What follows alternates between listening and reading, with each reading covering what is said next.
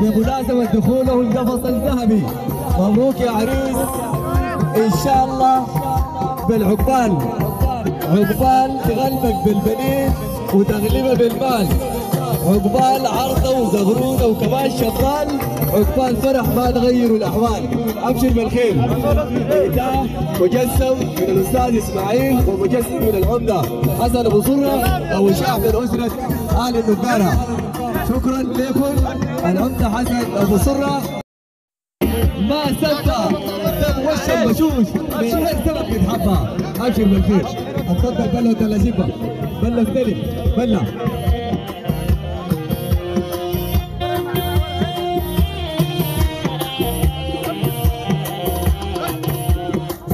إهداء ثالث من الأستاذ إسماعيل عبد الله حماد للأخ العريس وليد إدريس بمناسبة دخوله